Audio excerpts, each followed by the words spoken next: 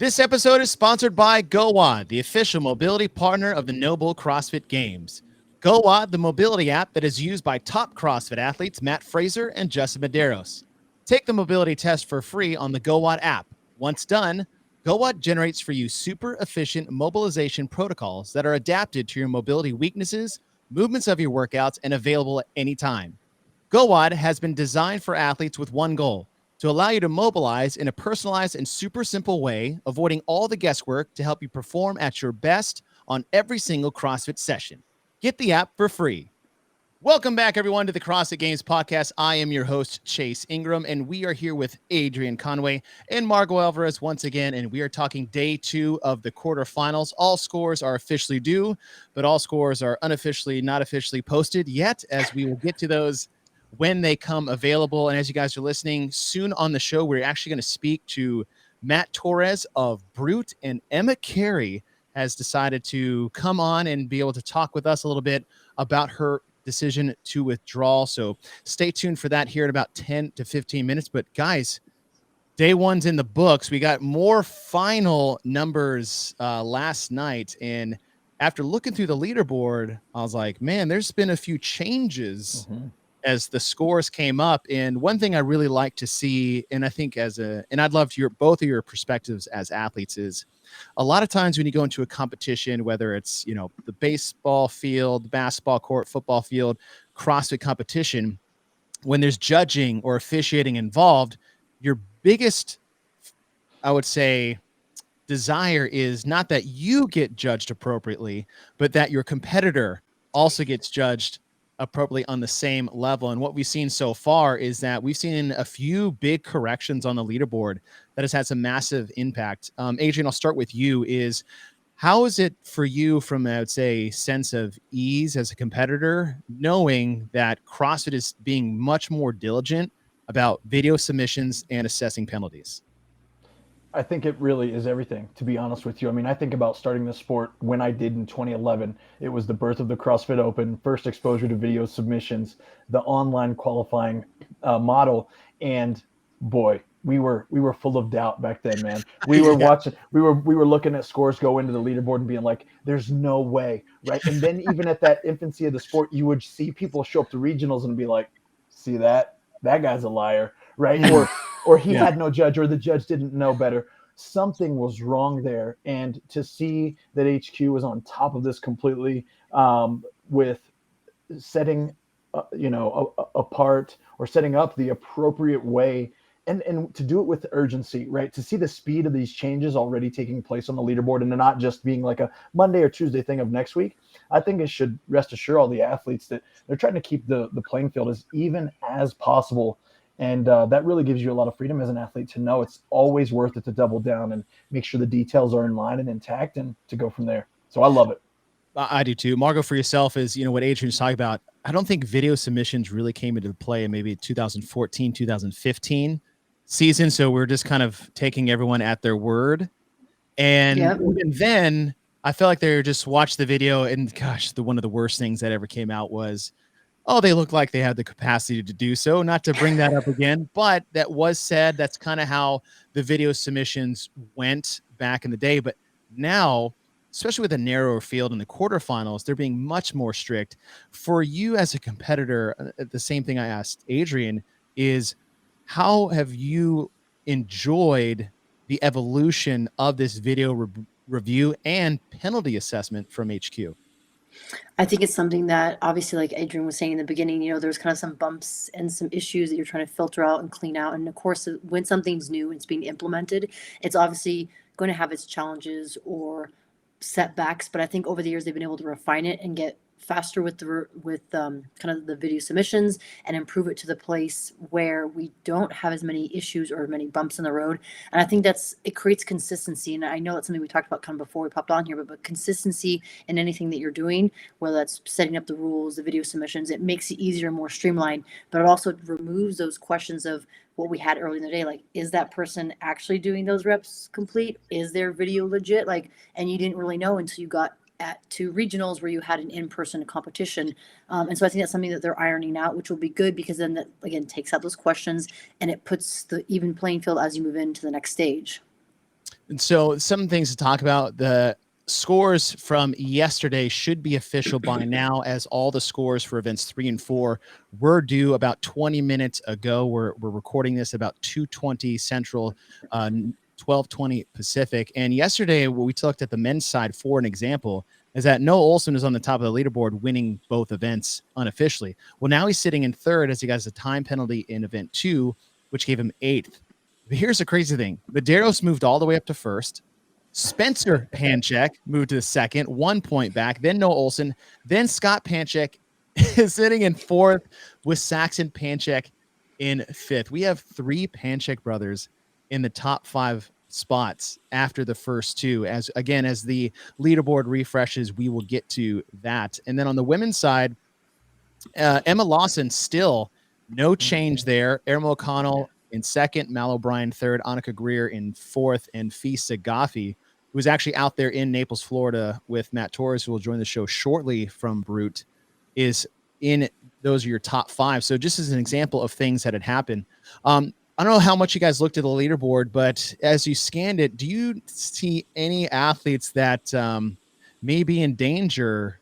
It's hard to say after 2 events, but the one that jumped ahead was actually on the women's side. Danny Spiegel got a pretty massive penalty on event 2 that bumped her all the way down in a total of 134th place.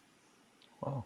And getting a 293rd penalty place in event number 2. So, I mean, these penalties are going to have massive impacts on the overall leaderboard. Obviously, that's just one example, but seeing something like that, I think some of the biggest criticisms outside of CrossFit that don't really know what's going on internally is that they think HQ is there to support their superstars and they want their famous faces forward, and that they're just going to turn a blind eye to it. Now, they may or may not have done that with Brooke Wells, a couple years ago, but this is a new year. It's 2022. They're always evolving and getting better. And I think this is an example of them really being diligent about making sure everything's legit on the leaderboard.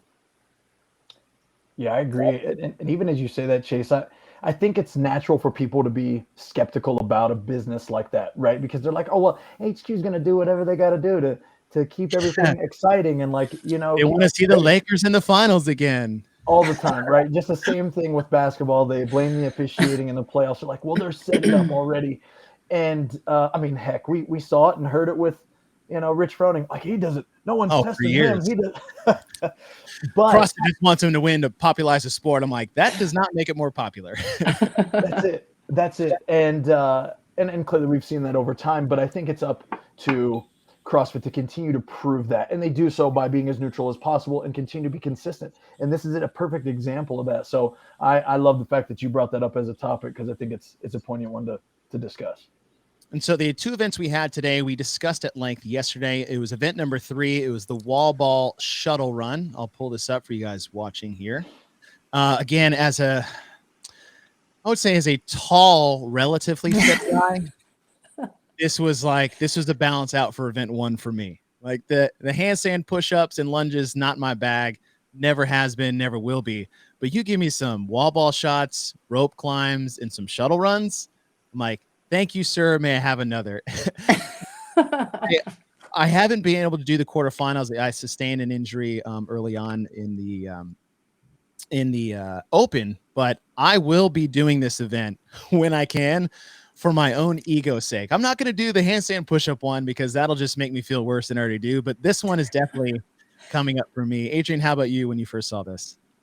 I loved the workout. I really did. I mean, I know we touched on it a little bit yesterday, but I was ecstatic to really see the shuttle run make an appearance. I've been kind of waiting for this to be something that was applied to the indoor format of testing, in regards to the qualification process ever since, we saw the overhead walking lunge, I believe, back in like 20, whatever it was, 16. But this particular movement scheme, this triplet here in the form that it is with wall balls, shuttle runs, and rope climbs, I thought this was how, appropriate to balance out the programming that we already saw yesterday, even what we brought up about the lunges and everything else. And then I even witnessed it this morning. There was a lot of happy tall people at the gym vibing today. They were vibing today. It was awesome. They were bouncing on the tip of their toes a little bit more than they were yesterday, huh? They loved it. Margaux, what is it about shuttle runs that make this deceptively difficult? I think, again, it's the execution of the movement where how are you able to transition? Like Adrian and we were all talking about yesterday, you have to have 3 points of contact on the opposite side. So what is your approach? How are you going to be able to do that so it's efficient so that you be able to hit those measures that you need, but then be able to continue through to the point where you get to the 16 shuttle runs halfway through. And so I think that's where, if you're not incorporating them into your program, if you're not used to transitioning or takeoffs, I know I did tons of sprint start practicing transitioning, especially when at the games you had a couple different, track courses or cones you had to deviate around. I think it's important because how you leverage your body around that is going to allow you to have, a 10th of a second, a 12th of a second faster than your competitor. And I think here, where even though you have a longer workout with the shuttle runs, 16 shuttle runs, just the halfway point, then you have to go back down.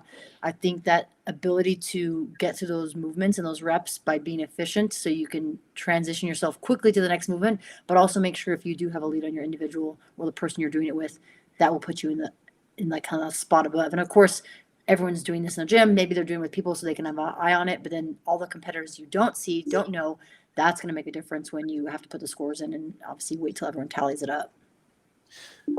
And as we get set for event 4, we'll take a pause here and we'll say hello. We have special guests Emma Cary and Matt Torres of Brute Strength. Hey guys, how you doing? Thanks for joining the show. Doing wonderful. Glad this quarterfinals is done. Oh, it's done already, right? 2 days in, but we only needed 1.5 to get it done. Emma, how are you doing? I'm doing really good. All things considered, thank you for asking. Of course, heartbreak. This season was my why for so long.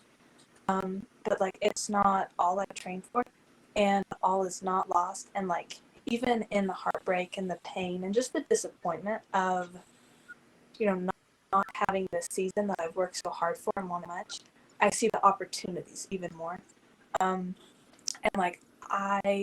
It's a sacrifice of this season for a really bright future. And I know, even in the moments it's hard to see that now, I'll see that so clearly later. I'm grateful for my team.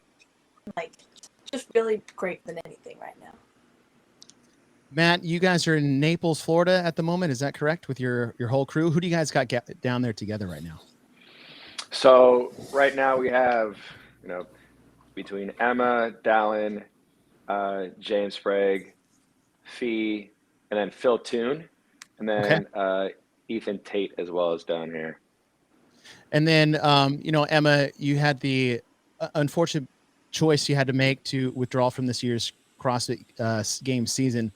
Matt, what was the discussion you guys had about making that decision for the longevity of Emma's career? Yeah, well, the biggest priority for me and all my athletes is longevity.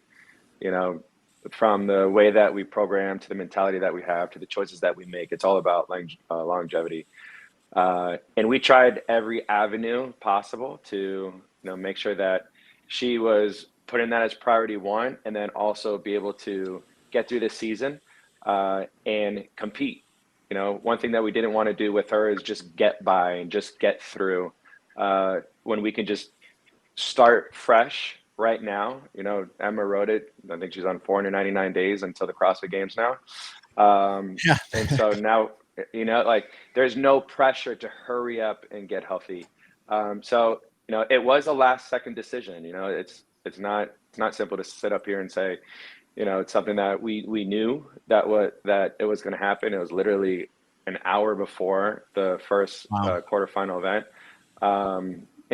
I'm completely transparent with all of my athletes, with the direction I want to head with them. And if there's something I need to communicate with them, it's, I don't really sugarcoat things. That's just not who I am. And we thought it was going to be the best decision for her and for her future. Emma, for you, just so we have a better picture of your career up to date, is when exactly did you start CrossFit again? What age was that? I had just turned 10, almost 8 years ago. Oh my goodness. Okay, so you've been doing this for 8 years. It's pretty wild to imagine starting CrossFit at 10. Although I can't speak for Adrian or Margaux, but I can't tell you how many times I've had that old man conversation. Like, man, if I had this when I was in middle school, I would have. Yeah. It would have been so much better. But a 8-year career, or at least 8 years of doing CrossFit up to this point, and you are just 17. Is that correct? Yes. 17. So listen, you've had a long CrossFit training career so far, and you have so much more ahead of you. What part of that conversation did you have with Matt that influenced the decision you made for this? I think the biggest thing, it was really amazing for me to see just how much Matt believes in like my future.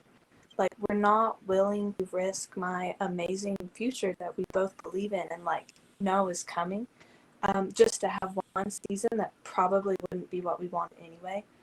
And like, really, in 15 years, I'll be 32. I love competing so much, and like, I want to be competing in 15 years, maybe 20. Like, I want to do this sport as long as I love it, as long as I see improvement. And in order to do both of those healthy, especially now. So like, it's not what I wanted. Like, right now I want this, but what I want most is like my big picture goal of golf for years to come. And like, if I could only have one, the choice was really obvious. For all points and purposes, Emma, I think this is I can't put in your shoes how tough of a decision this was made. Matt, yourself having to have that conversation and make that call with one of your athletes. Emma, if you look at some of the prominent names in the sport that have gone through things like this, I mean, Annie Thorstadter has gone through a roller coaster of challenges, and look how her career has blossomed from the age of 19 to what she's currently there. How much do you lean on maybe seeing that to help encourage you in these decisions you're making now? That's so encouraging. Like, another conversation I had is that like, I'm never not going to be strong. Like, we look back on so many examples of athletes like who I admire and I look up to now, and like, it often seems like everything's just gone perfectly for them, but about the adversity and like the major injuries some of them have had, and like, they are better because of it. If they can do that, I can do that. And there's just like, there's no doubt in like looking at what these people have accomplished, under, I mean, nobody's circumstances are the same, but you can come back stronger, and they really show me that. Matt, you got a big crew there in Florida, as you said, naming a few of those off. What's it been like having them all together in one spot for this quarterfinal so far? It's been like a family that's slowly starting to meet each other, and they're starting to understand each other and themselves. It's always very positive, very uplifting energy. Even though all the guys are constantly competing against each other, and there's always fire in their eyes, and everyone wants to beat someone else, they're always very proud of their teammates, and that's something that's very special, because you don't really get that with a lot of people, or maybe in a lot of teams. Because for these three guys, they're all shooting for the same exact goal. They all want to get, right now, goal number one is to be top 5 at a semifinal. But I will say this: it's very unique, because they all come with their own set of strengths, right? So, James knows that if he could hang with Phil on these handstand push-ups, or if he's improving upon it, he's doing well. Dallin knows that if he can hang with James aerobically, that he's progressing in the right direction. And Phil's brand new, but the man has so much upside to him. And for him, it's like every single moment that he's in, training or in a competition like quarterfinals, he just gains so much more knowledge and so many more data points for him that we can use moving forward for another training segment, or for another competition, or for any sort of, headspace or mindset thing that we need to work on with him and all of our athletes. And then same thing goes for, both the ladies that we have with Emma and Fee, you know, I'm super grateful that, you know, Fee is who she is. She's a burst of bright and positive energy. And it's been very special to have her around Emma, you know, to see this is the type of person that I would hope for Emma to be. And, you know, it's been really cool and very special for everyone to be, you know, together and going through this moment with one another. God bless those women for putting up with all you boys. You know what I mean? Matt, I gotta say, man, it literally seems like yesterday you were here in Salt Lake City, just interning, coming up into space, doing your thing, and I really, you know, to hear you talk about the potential of the athletes, the future of, you know, what you have in mind for them, and always considering their future. I gotta almost give you your flowers, man, in regards to the respect for what you've been able to do in regards to transitioning young athletes from teens to real true threats and competitors in the open division. This is really something that's, to be honest with you, it's the first team I think that I've noticed and seen that has matured together and is coming up through the ranks, like as the youth of our sport, into the open division to be real contenders. And with that being said, there's like this unique role that you have. And I know, unless some things have changed in Florida since the last time I've been there big time, I don't think you have any children, right? But so with that being said, though, you're really almost in like this father, this maturing type role for these young athletes. And again, I will say it's a pretty new one in our sport, it seems. So tell me what that's been like for you to have that responsibility, but also opportunity with the squad you got. Thanks, man. I really do appreciate it, Adrian. You know, a lot of things that I base my communication off with my athletes is really based upon what I've learned from myself and with my other teammates growing up in a team sport. You know, there's been many times with my coaches that I've had in the past where they connected with me very well. And there's a lot, probably more often than not, those times growing up in the football realm where you have to be able to decipher so much coming from that style of coaching to understand where the good is or where to grow.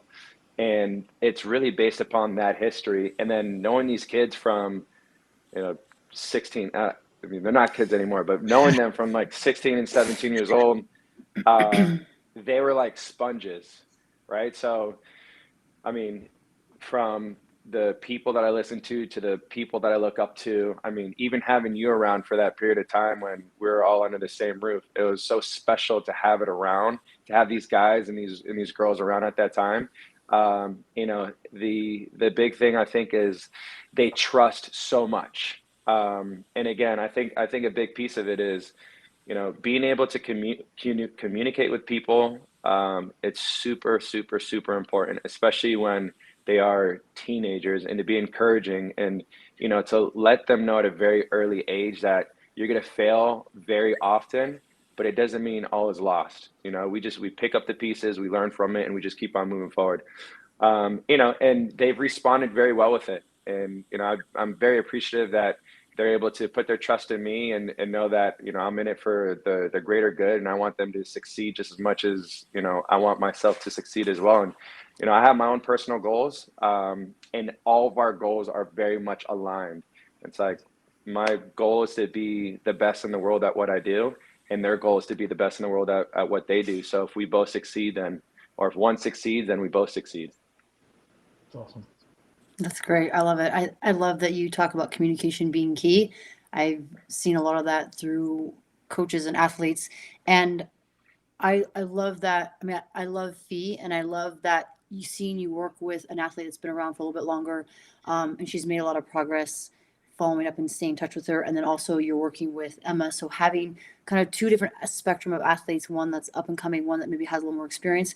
What's something that you've learned or you've seen with both athletes that, you know, you communicate with each other, but also could impart with other people out there listening to hopefully have, if they start to decide to compete, or someone that's been around for a little bit longer and there hopefully to impart some knowledge? Or what's something that you've seen that's blossomed out of those two individuals, kind of on opposite spectrums or opposite points in their career? For sure. So I think with an athlete like Fee, someone that's been in the game long enough, we have to find a way to meet in the middle, right? My way is not the best way, you know, and she's really, really, really good at CrossFit. So she must have been doing something right. So initially with her and other athletes is, and for coaches out there, listen to them, you know, figure out, ask them more questions than you are doing the talking. And I've learned that from one of my mentors, Nick Fowler, that said, you know, these athletes are coming in there. We got to figure them out as quickly as possible. So I kind of want to see what makes her tick, what makes her go. Where can I push her buttons? Where is she going to shy away? You know, because if she's shying away where I think she should be excelling, I just have to take a different approach, right? I just have to come in from a different angle with it. And she start from where she was with mentality. Again, a really great program for how well she is. It is very, very different from how we do things over at Brutus, specifically how I program training and competing. So that's kind of that side with an athlete that is somewhat of a veteran. And then with someone like Emma, like I said, she wants so much knowledge, and there's what makes Emma very special, and the reason why I wholeheartedly believe in her and her goals and dominating in the sport is she wants to win at everything. And I was having this conversation the other day, I think with Torres. I was like, look, man, if she sees someone eating a donut, she's not going to eat a donut because she's going to win, and that's a W in her book. If someone says they slept for 8 hours and 10 minutes, she's sleeping for 8 hours and 12 minutes, and that's a W in her book. You know, it's not. And it's a very natural thing. It's not something that that she forces. So when I'm coaching her and I'm trying to teach her, I know that what comes out of my mouth is extremely important. So I'm very careful with the words to make sure that she's heading in the right direction. You know, so in that regard, opposite from Fee, I'm able to input a lot more with her. You know, because it's somewhat of a fresh or a clean palette, you know, and we're slowly starting to paint and add some more things to it, a little bit at a time. You know, and there's some hiccups that come along the way, and there's some learning experiences that, you know, some are unfortunate, but hey, it's all part of the process. And you know, I think that's the major differences between someone that is coming up in the sport and someone that is you know, been part of the sport for a while. That's great. Thank you. And with that even considered, Emma, I've got a question for you. You know, you being in this location now and being able to train with these top tier competitors, all very hungry, what has that done in regards to the shift in your mindset of day-to-day training preparation or even expectations based around a particular performance with that type of energy that you're surrounded by on a daily basis? Has that been a big change for you? It really been a huge change for me. Like whenever I train, even when I compete, until the very end, I feel like it's just me out there. And I think a lot of that is positive, and it comes from just having done most of my training like alone in a garage. And like I was the only one to hold myself accountable to giving the effort I want to give. So it's not that different, especially because we don't compete against each other all of the time. Very smart about that, and I was at first because I love to compete. But it hasn't been, I mean, the energy is amazing. And even when we're not doing like the same workouts, even when they're not anything alike, just to feel presence of like-minded people in the gym, like people who don't give up, people who don't take no for an answer, and really people who like want me to succeed just as much as they want themselves to succeed. Like, it's amazing to feel the support, and like they're all older than me. Kind of feel like everybody's little sister. Like they have so much to teach me. I can learn from everybody. I can be pushed by everyone, just inspired by everyone, and like seeing the level of effort that they give, like on the days when I might not feel like giving that effort, that's just like the little bit of push I need. And really also important, it's so much fun. I love training, and I didn't know I could love it anymore until I got here. and I was just training and laughing and just having the best time with it. Like, I look forward going to the gym every day just because I love to better myself, but now I also love who I get to do it with. And yeah, that's been a game changer. That's awesome. And I have a question tailing off that exactly is, they say adversity reveals true character. And I would say in a moment like this, training is fun, competing is fun, all this is fun, especially with a big group of people.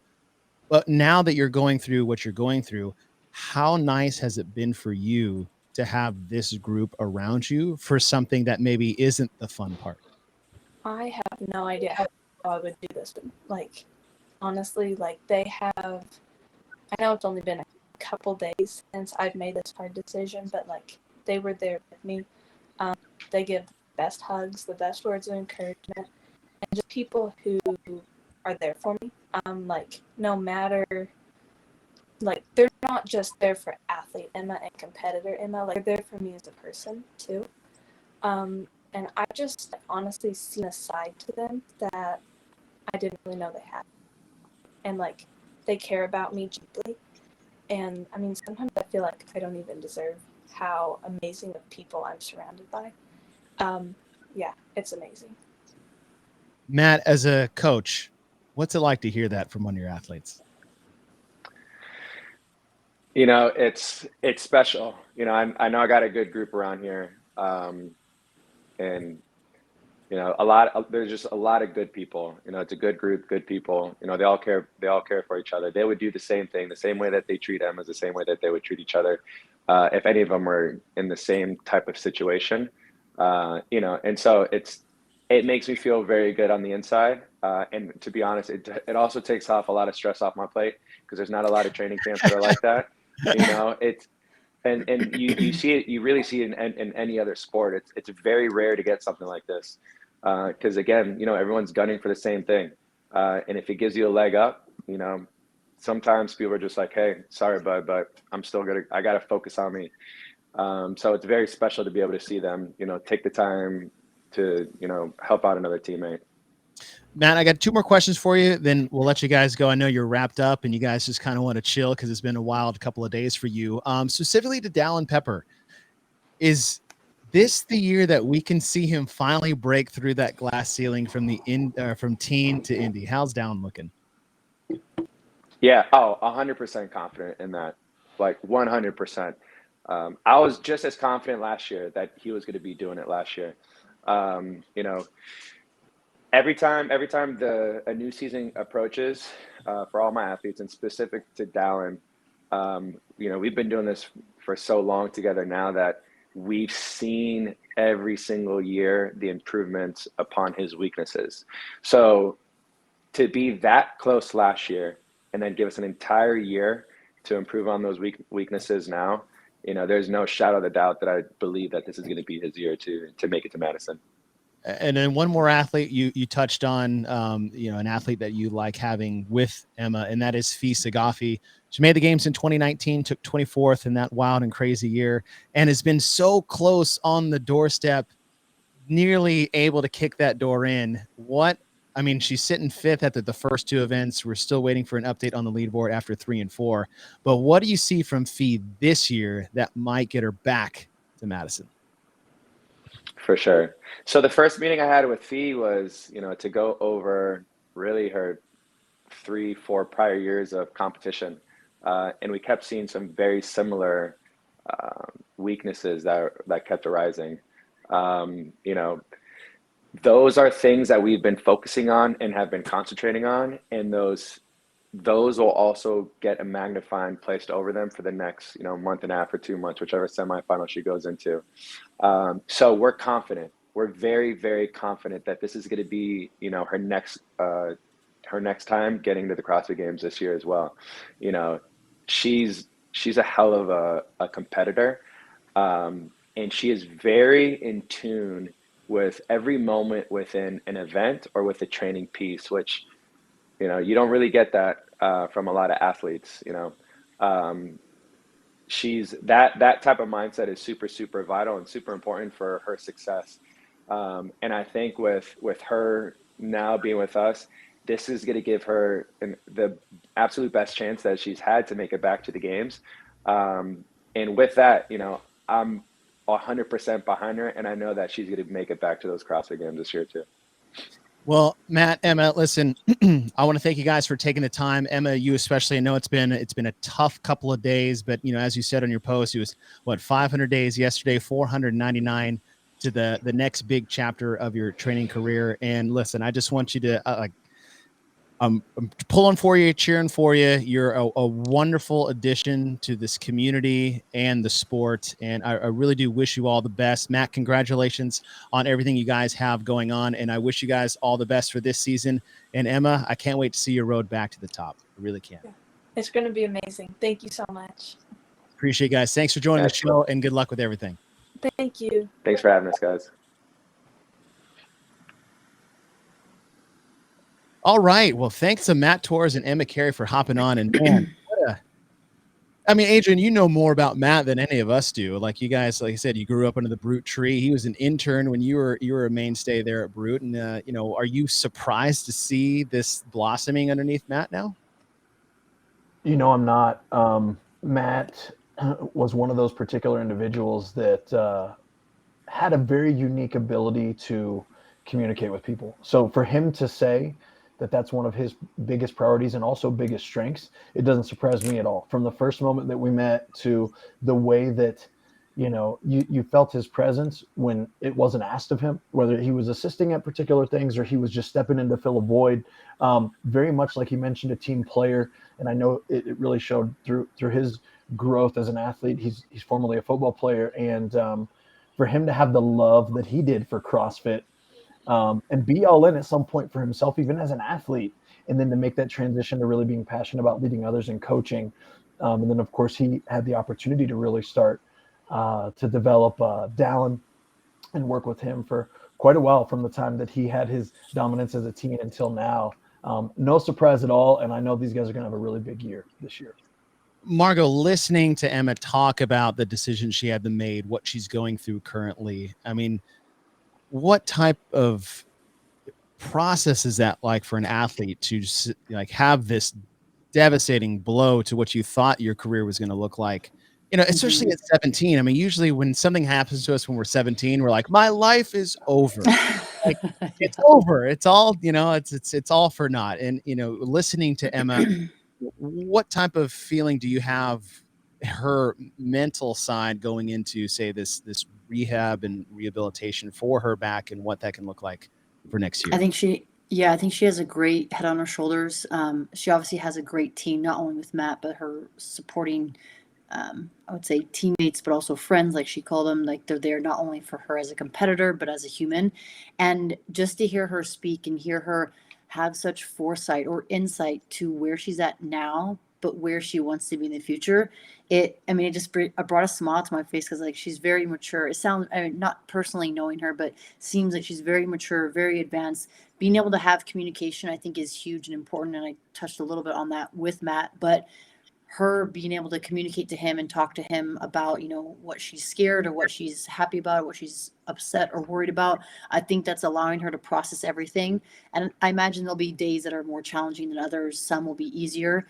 But to be able to have that approach or that mindset now is huge. And I know we've talked about it before in previous podcasts, but the mental game and that mindset is so important, because how you talk to yourself, what you're telling yourself now, will have an effect not only in the immediate future, but, you know, a couple months, years down the road. And as she said, she wants to compete, you know, in 15, 20 years.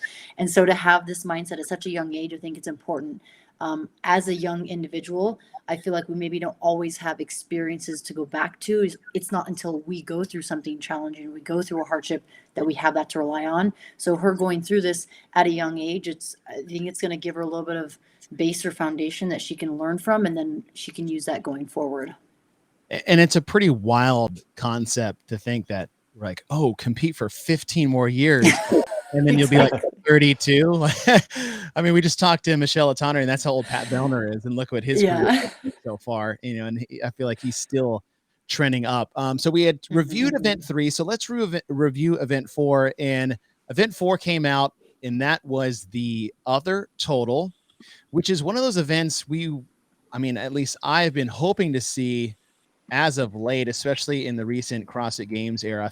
I thought we were going to see it in 2020 at the ranch. I was hoping that was going to come out when it did, but the other total being a max clean, a max overhead squat, and a max bench. It's actually clean bench overhead squat, and they specifically said it had to be in that order. Adrian, we talked about this yesterday a little bit, but you're throwing bench press out there. It's an exciting movement, but if you're not versed or not strong enough in those maximum positions, it's a unique test. But in reality, it can be dangerous if you are not, I would say, prepared for a lift like that. Oh yeah, absolutely. This lift could be a big separator for a lot of people. I think, from looking at it and understanding, hopefully, athletes that are out there being coached well, they do understand the value of this press, right? Whether it's not, even though it's not overhead like so many of the other movements in our sport, there's tremendous value in training the bench press and being proficient at it, the way that it influences so many other pressing movements. And so I hope that, we see a pretty competitive field when it comes to numbers wise, but I will be interested to know how many like top 10 games athletes are pressing anywhere near the mid 300s, or if this is going to be something where, just over 300 is what we come to expect, because I think that we'll see and gradually understand that there will be some severe outliers that come in with a very large bench press, of course, but I'm really interested to see how good the well-rounded athletes and proven athletes do in our sport at this lift. Margaux, how do you see this being, we said separator or outlier on the heavy side, but what about a separator outlier on the lighter side for bench press? How do you think that might affect these totals for some of these athletes? I mean, I definitely think it's going to have an influence. Like I said yesterday, it'll be interesting to see, the bench press men compared to women, where I feel like women, at least I know from my experience, you didn't do a lot of it growing up, depending on what your background was or what you focused on. But I feel like we might see a lot of numbers, lighter numbers, kind of all clumped together, and seeing how that's going to play into the clean and overhead squat. So then you might have more of an emphasis on your clean and overhead squat number, because you want to make sure that every 5 pounds or 2.5 pounds, that's going to allow you to have that kind of point above, or that score above, if you're all tied around the same time frame for the bench press. So I think it's going to be really interesting to see again, each individual load, but also the cumulative load. And I know that's something we talked about yesterday, of the total sum of the other total, but also each element. And I think, again, like what you said, Adrian, a lot of men, depending on the experience, depending on what they did before, they are going to have higher bench press numbers, at least in my mindset and like what I think and what I anticipate. So it'll be interesting to see how it divvies out each lift, but then the total as well. So we'll see. Yeah. Absolutely. And I got to watch a lot of this take place in the gym firsthand. And I can say that the way the workout was structured, with 30 minutes and utilize the time however you see fit. But once you advance from one movement or one lift to the next, you can't go back. And so as I witnessed that, what happened was a lot of people got kind of stuck on that bench press if they weren't familiar with where their lifts were going to take them, right? In regards to the clean and the overhead squat, we're more familiar with because we touch it more often. So I was really interested to see that a few people backed themselves into a bit of a corner and had to rush the overhead squat when it was time to get there. But I'd be curious, Margaux, of the three of these, which would be your strongest placing of these movements here? Ooh. Like in your heyday? What's the one you're picking the most? I would say clean or bench press. I think clean probably being number one, and then the bench press. I love a good overhead squat. I feel like if I'm looking at it again, I think the time management is huge as well. Like, how are you appropriating your time between each element? Do you want to do an even split of 10, 10, 10? I mean, for myself, it's like, I know my clean number would be pretty consistent. So it's like, if I can attack that within, 3 to 5, 7 minutes, then give myself a lot more time on the bench press, overhead squat. I feel like the overhead squat, it is a little more technical movement out of all three of them. You need to make sure you get set in the overhead position, then squat. So if there's a mishap where you miss that, getting the bar overhead, you have adequate or an additional couple minutes to come back from that or cover that. I mean, that's how I'm looking at it. So again, clean would be mine, and then bench, then overhead squat. I'd be interested to see, what about you, Adrian, and you, Chase? Oh, I'll go last. I'll say I'll suck at all of them. I really love this total overall as an athlete. In my heyday, probably at my strongest. Even now, hey, if they throw this, well, I guess they won't throw this our way in the Masters because of the fact that we don't have to have a bench. No bench. So don't get the count on that one. But I do enjoy the bench press. At my strongest ever, I bench pressed 415 when I was in college. So, bro, it wouldn't be that now. Don't get it twisted, guys. Don't. I'm 36 now. I was 20 when that was going down. But I would be able to probably create more separation at that lift specifically. I enjoyed an overhead squat as well. That was actually my nemesis when I started CrossFit. So I relish in that bench press, bro. Yeah, and I got some long arms, man. The same reason I'm a really strong deadlifter is because my overhead squat struggles. So I would enjoy this total overall, but the bench press would be my pick. I guess I round out the third one that wasn't chosen. I'm an overhead squat man. Like I'm not me and the barbell do not vibe whatsoever, but I get down with an overhead squat. I think that's just a good position for me. I've got decent shoulder mobility and shoulder strength just from years of swimming. And, you'd be surprised about a rotator cuff surgery will do for shoulder stability training, rehabbing nice back. And tight. Yeah, I would have enjoyed me in overhead squat. My only problem with overhead squat is that I can't jerk the weight over my head to get heavier weight. So unless I can take it out of a rack standing, I'm pretty limited there. All right. Well, the leaderboard has officially been updated. I believe 3:00 is the time to be. But before we get there, we want to thank another partner of the show, Monster Hydro. Formulated for those who crave flavor without the sacrifice and energy without the crash. Zero Sugar Monster Energy Ultra and Monster Hydro have the flavors of any WOD you're up to conquer. All right, and with that, let's take a look at the leaderboard. We'll start with the North American women, and sitting on top, I can blow this up a little bit for you guys. It looks like Alexis Raptis unofficially is claiming the top position. She was I think she was in second overall after yesterday, but 23rd in event 3, 19th in event number 4. Mal O'Brien, Danielle Brandon has moved into third. Emma Lawson, who was sitting in first, I tell you what, getting a 5th place after, a total like that, only being 16 or 17. I think that's a great, I would say, damage control for Emma Lawson.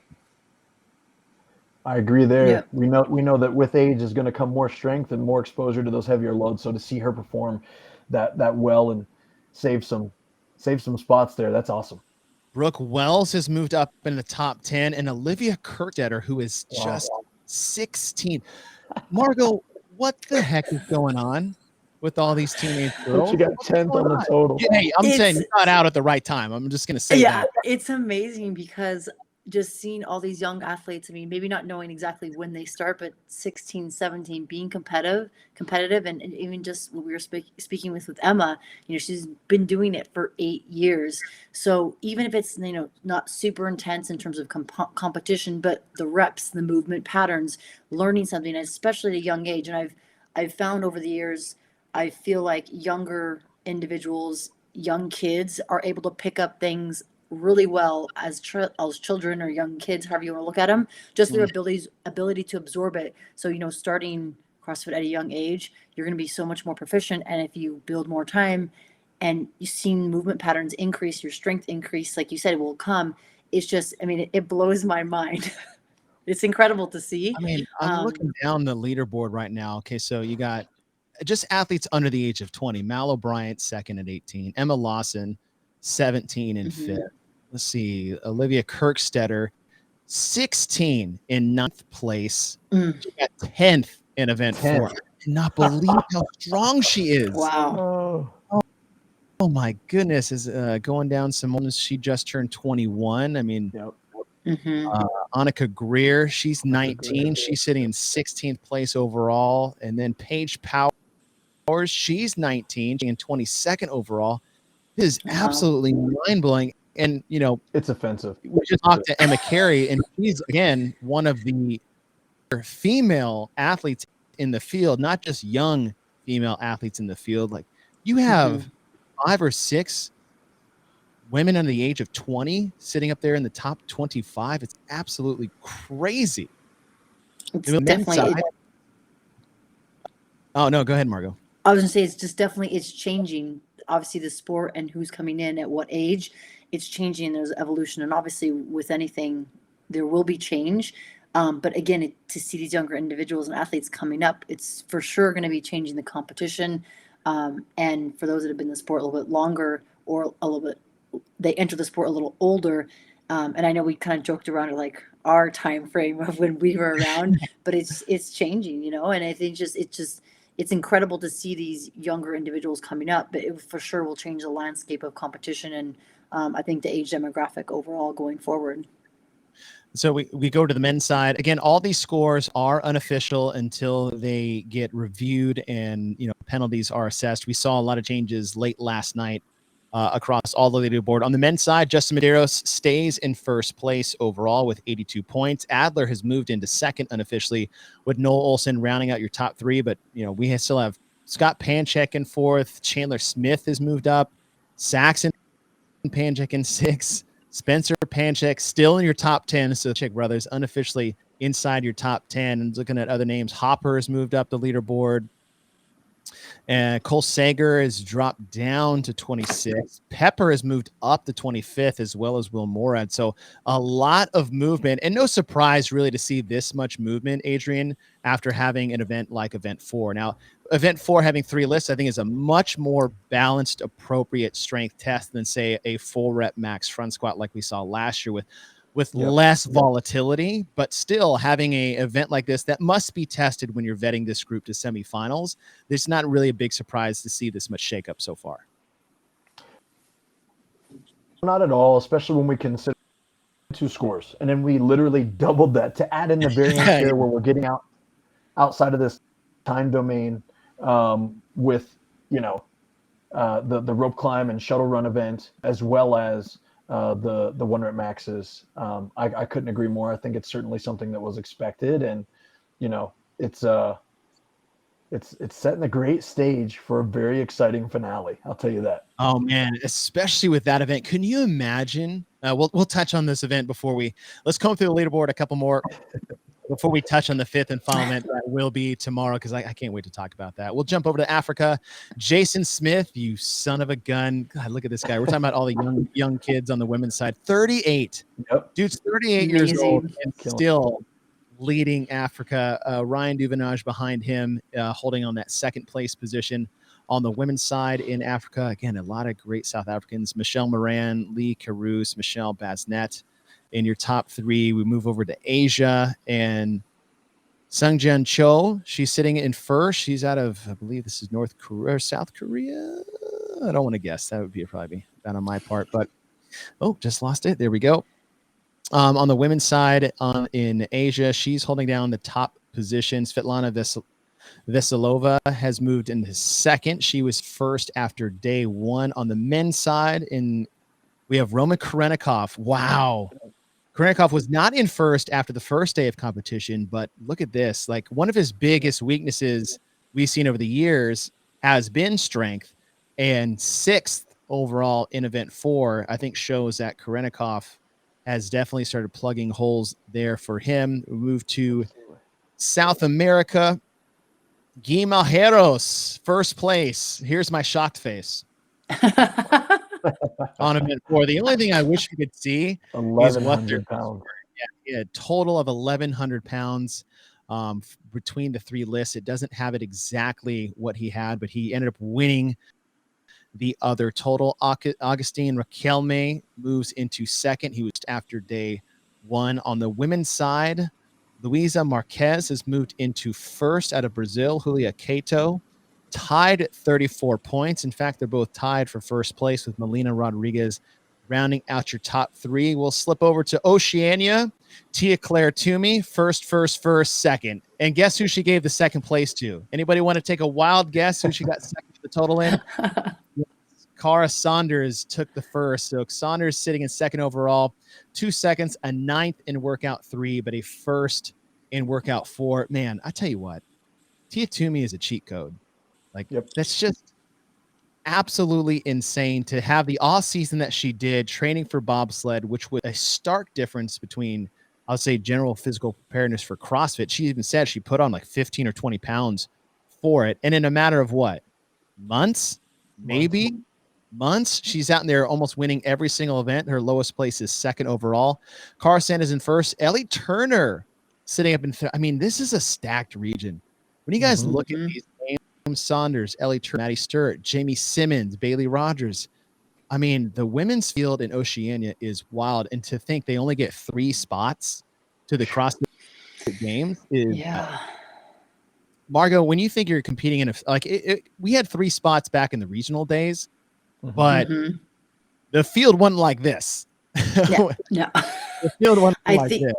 I think it just, again, like everything is important in terms of execution and movements and events, and anything that you can make sure that things are streamlined to the best of your ability, like all need to come together. So let's look over to the men's side. There he is, Ricky Garard. Ricky Garard sitting in 1st place unofficially after 2 days of competition in 4 events. He has a 2-point lead on Jay Crouch. Jay, who is a representative from the Oceania Regional last year. Obviously, this is the return of Ricky after he served his 4-year suspension. And he's making moves. And, people's like, we've had this conversation, and then you'll hear people like, why are you even talking about him? He's got to prove it. I mean, this is why we're talking about him. The dude is legit, right? If he's been doing everything, he's been tested, he's come clean, he's talked about his nutritional program now. He doesn't take any supplements, which is wild to think. And he's just doing the work, and he's not making too much splash on social media. He's just putting up scores. 8th in workout 1, 14-2, 4th in workout 3, and 4th in workout 4. Adrian, we know he has an engine, but getting 4th in Oceania with there are some big dudes down under that can move some weight in the Oceania division, and Ricky gets 4th out of those guys. Yeah, it's impressive. It's certainly impressive. I mean, one of the things that we noticed even back in the day, and we know he was having some unnecessary advantages at that time, but it was still very obvious that the strength was something that was more limitation to him than any of the engine work. And so to see him continue his progress here in strengthening what we could technically categorize as a potential weakness for him or a threat, it's impressive, man. It's certainly impressive. I'm certainly not as surprised to see that 13:24 in his time with the run rope climb workout. That was certainly something I expected, but to see this for workout 4, I think is a clear statement on what we can expect in the future, and hopefully to see it at semifinals. As we move from Oceania, we'll go to the Europe Regional. And for the men, BKG has now moved into 1st unofficially with 118 points. Lazar Jukic moving into 2nd with Willie George rounding out your top 3. So if we looked at this yesterday, if you guys remember, we saw 3 names we've never heard of at the top of the leaderboard. And now we have 3 names that we were expecting to see yesterday between BKG, Jukic, and Willie George. And behind him, we have Jonakoski, Moritz Feibig. He's a new name. Guillermo Bryant, Alex Catullus sitting in there, Sam Stewart, Fabiano Benito, and Henrik Happalainen. These are names we knew. Aldous Upanex is in the mix there, Andre Uday. Now, important to know on the European side is that they're going to take the top 60. North America, top 120. Oceania, top 30 will be going to that region. There's a lot more on the line because they're only taking 30 per semifinal. So if you look at Europe, athletes on the fringe, that 60 marker, holding court right now is John Aaron Finkenberg. Christoph Horvath sitting in 57th as Laura's older brother. Ooh. He's actually the one that got Laura in there. So he's got 1 more to go. Philip Lundquist, Callum Clements, Fernando Martin. So Stefano Migliarini, we've seen that name in the past. So right floating around that 60 marker. There's actually a tie at 59th. So there is a tight race there as we move over to the women's side. This will be the last leaderboard that we look at. Gabriella Magawa. Wow. Yesterday was Sarah Sigmund's daughter that was on top of the leaderboard. Gabriella, I think she was down in like maybe 14th or 15th. She has vaulted all the way up in first, getting a 9th and 7th place position unofficially in workouts 3 and 4. Emma McQuaid, who was one of those athletes that we saw at Wodapalooza that fared well, and we thought she'd make some moves here. Jacqueline Dahlstrom and Emma Tall with Lucy Campbell rounding out your top 5. Sarah Sigmund's daughter has moved down to 6th place. Now, the one event that ended up hurting her overall placing was the 62nd finish in workout 3, but yet a 13th in workout 4. So, we'll touch base on this right now. It's like Sarah pulled out of Wodapalooza after a lifting event because of the knee. Now she had, she got through the lunges. She got 2nd in event 1. She got through the pistols, 7th in event 2. It's not so much on and this is more of a conditioning thing, I would think, Adrian and Margaux, for event 3, but 13th in the strength event that had a heavy clean in it, that had a heavy overhead squat. What are you guys liking from Sarah at the moment? I personally like that she's got the confidence to get under heavy loads. Seeing what we saw from her at Wodapalooza, and her have to bow out just after, or really amidst that clean ladder, or that it was a complex, I guess, technically. It was something that brought a little bit of worry to all of us. We were like, oh no, is it too soon now? What does this mean for the rest of the season? So to see her under that kind of load, it's impressive and it's encouraging. And then to see the 62nd there with the running, I still would imagine that bounding type of conditioning, a lot like what we saw at Wodapalooza in workout 1 with all those double unders. It's just something that's going to be one of the latter portions of that conditioning that's going to really be there for her to, be the Sarah of old that we're used to expecting, I think. So I think it's awesome. I think she's still in a great place and she's still making a statement there. And then, Margaux, for you, as we comb down the leaderboard just a little bit more, we were a little concerned where Laura Horvat was sitting after day 1, but she goes out there and wins event number 4. So a nice little bounce back for Laura Horvat. Yeah, I think seeing, again, just those two workouts of that first day, we talked about, obviously, just this piece of the pie. I talked a lot of gymnastics. That's something that's maybe not so much Laura's strengths. Obviously, incorporating the 2 workouts from today, she has that first, and that's going to bump her up. So I think just looking at overall, still for her improving the gymnastics, specifically muscle ups or strict handstand push-ups, would be an area improvement until she gets to the next stage. But again, just the consistency across the board in terms of being able to pull her back up there. That first has jumped her back up. But I think improving those 2 areas from those first 2 workouts will obviously have some sort of influence at the next stage. But I think, again, it's it isn't over till it's over. So waiting to see what the last workout is so we can kind of clean everything up to see what the final standings are is going to be important.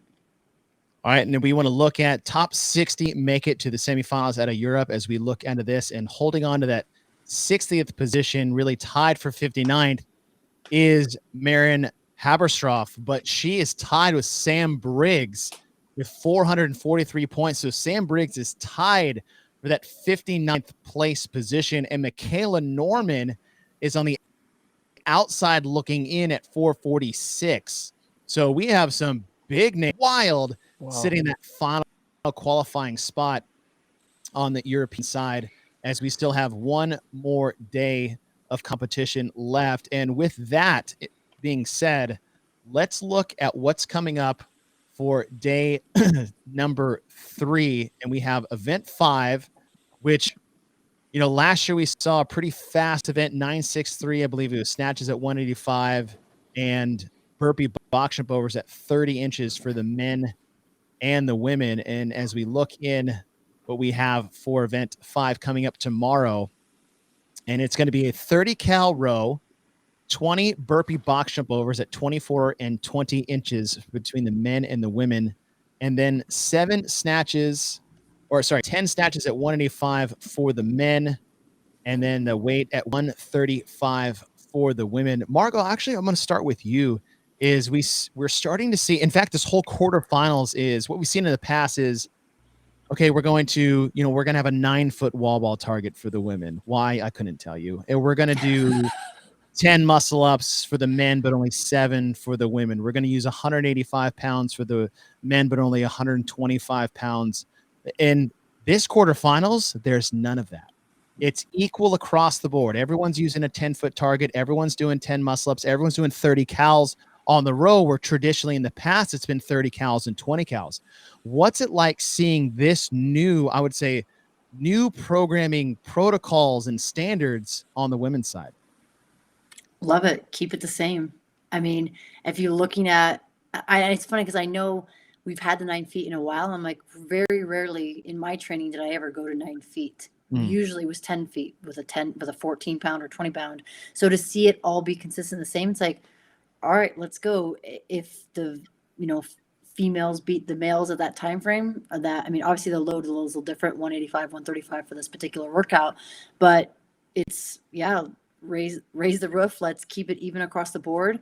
And I think that's, at least in terms of approach I took it at, it's like, all right, well, we're all doing the same in terms of movement modalities. Like, why not keep the rep scheme the same? The load might be a little bit different, but you want it to be equal or at least respective to, male or female. So to see, 135, 185, 30 cal, like, awesome. Let's throw down. Adrian, you look at this event, and anyone that has done CrossFit for an appropriate amount of time sees this and gets one of those like chill shivers when like your barber sprays that on the back of your neck, that little spray bottle. I mean, when you saw this one come out, was it like rub my hands together, yellow suit behind the tree meme guy? Like, what was that like when this one came out? Look, this is my favorite way for CrossFit to finish a competition.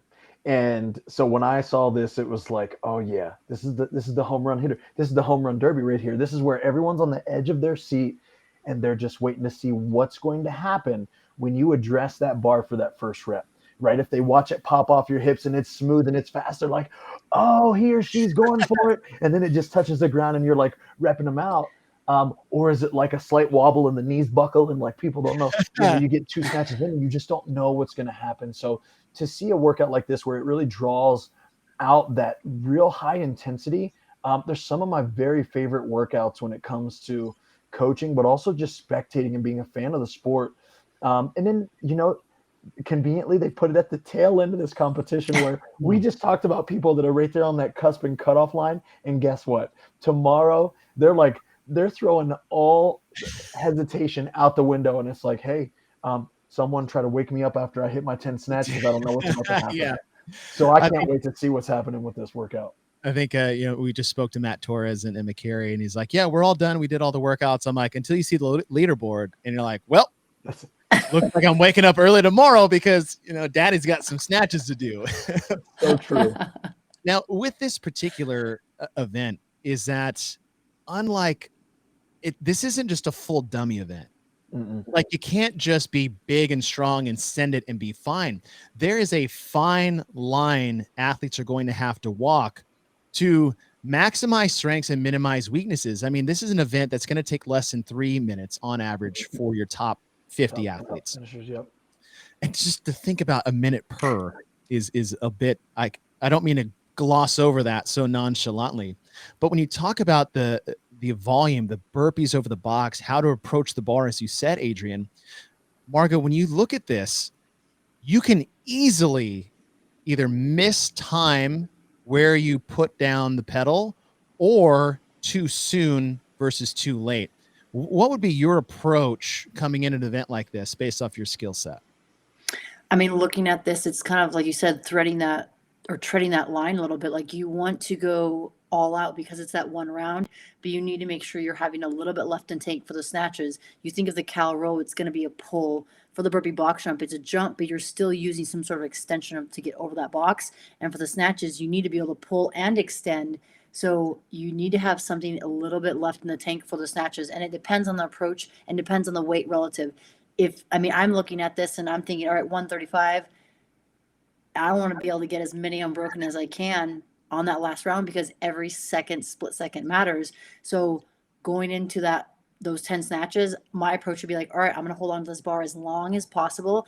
And if for whatever reason I feel like I'm going to falter, instead of trying to save it or run across the room, drop it and go right back down and follow it down. Because if you miss, then that's, so many seconds that you're wasting or that you're losing instead of just dropping the bar and going for the next rep. So I think, again, relative to the individual and how it is, I mean, you got to go ham, but you got to make sure you have something left in the tank. So if you could hold on to that bar for all 10 reps, you have that possibility. Adrian, we talked about making up a number, 50 people under 3 minutes, and it could be 50 people under 2:45. Margaux is talking about saving seconds. When you come to that barbell, that's really where you can get seconds lost. Like, okay, did I go too fast too soon? Where I thought I could go touch and go, and then, as you said, the wobbly knee, shoulder shake, first rep, or you saved too much then. But the pressure that, a 185 snatch, 135 snatch for any of these athletes is an afterthought. It really is. Not after 30 cal sprint, 20 burpee box jump overs, and the pressure of not missing or not failing. I mean, Adrian, you're not going to know if touch and go is even a thing until you do the first rep and then decide to do the next one.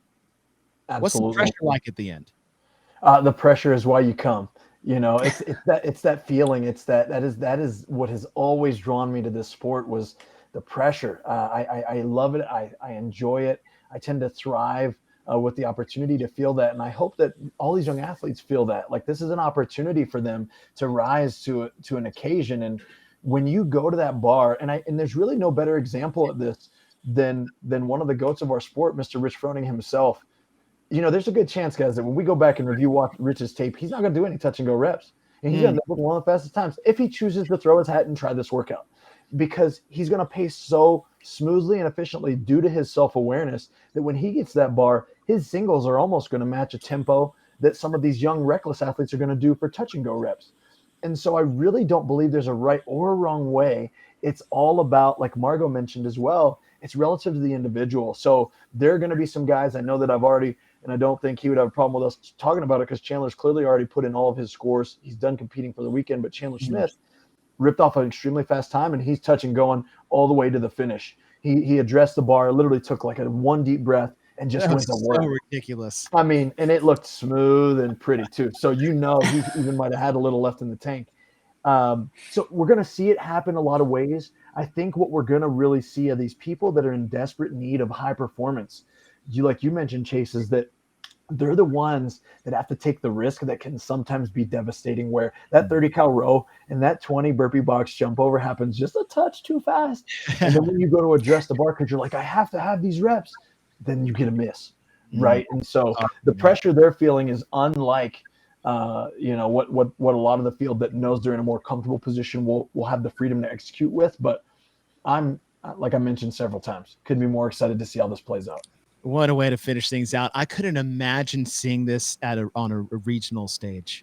This being the final event. Could you, I mean, so the regional finales, like, yeah, this is a classic final event that we have had the pleasure of watching. And, this is very reminiscent of, I want to say, the 2018 regional final, where it's the assault bike, the burpees over the box, and the sandbag cleans. Oh, yeah. I remember that. It's funny. I was just thinking Margaux, that's exactly what it reminds me of. That's right. Yes. That's that. I remember. I think 17, maybe. I can't remember. That was Del Mar, wasn't it? I was in Del Mar. I was you were in Texas. Texas. So I was 17. But that's literally, when you said that, like, that's exactly the same workout that popped to my mind, because it's a similar concept in terms of like the calorie erg over the box and then those sandbag cleans. And I think, again, it's not so much who's going to be off that rower first, right? Who's going to be off that first implement first, but how do you finish the workout? Because you can fly through the cal row, you can get through those burpee box jump overs, but by the time you get to the snatches, if you're taking more time and you're having to catch your breath, and you're maybe taking a second or two to go and grab the bar after each rep, it's about how you finish, not necessarily how you start. All right, I'm going to throw one more question out there before we sign off for the day, but let's play some over-unders. Adrian, I'll start with you. When you're looking at the men who will be taking this on, I mean, we've got some freaks out there in the field that can row and pull some weight. Do you think we can see something south of 215? Ooh, I feel like that's... I don't know anybody's times or anything, so I think that's... I don't know. I feel like there's possibly, maybe someone could possibly entertain that, but I would say No, But I don't know. On the men's Yeah. side, Yeah, listen, the only soul out there. He I has a see little some- bit of reference. yeah. Well, here's what I'll say. I believe that there are men who could do that, and this is just an unfortunate thing unless we see the team qualifiers. But I think they might be on teams. There's some guys with just enough engines that they're great competitors, but they chose to hit the team route because they're just a little bit on the strength side or power side, and that favors that particular sport. So I think of a guy like Tola who won the workout last year with the burpee and snatches, and I'm like, man, his body weight plays him well on the rower. He's athletic enough to be fast on the box, and we know what he's going to do to that barbell. So I'd really love to. He would be my pick for it if I had to throw one out there. I'll throw out a name for you, and you are right just to the left of this man with Tola Marquinhos. I'm going to say, watch out for Matt DeLugos. Absolutely. I mean, what is he, like 6'6", snatches 300 pounds, and can just crank on the rower. What he did last year in the wall ball row event. So I think we might see something. I would love to see what he does in that department. Margaux, looking on the women's side, what do you think an applicable time? Like 2:30? Is that the same? Just throw an extra 15 seconds on that Cal row. I mean, again, I think so. I think of kind of Amanda Barnhart pops in my head. Just a little bit taller athlete, very strong pull, very athletic as well. The weight may not be an issue at all. I mean, obviously Tia is a very well-rounded athlete, and she's proven herself in so many forms and fashions. So, is it possible for them or individuals like them with capacity, maybe a little bit longer levers, to get it? Again, definitely there's a possibility. Can't ever say never, right? Never say never. But I think there'll be maybe a handful of sprinkling of those fast times, and then that's where maybe everyone else might be a little bit closer a little bit later. Because like you said, if you're giving a minute per each movement, that gives you a ballpark 3 minutes plus and minus transition and setup, etc. Adrian, any names on the women's side do you think might be vying for that top position tomorrow?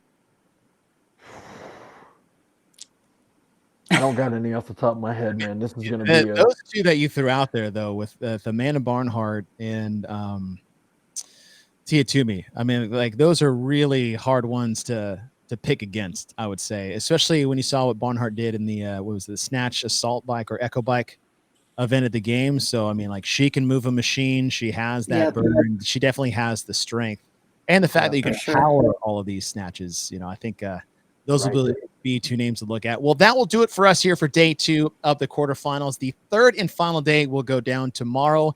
And by then, we will at least unofficially know who will be making their way to the semifinals. For Adrian Conway, Margaux Alvarez, thank you guys for joining us, and we'll see you guys tomorrow.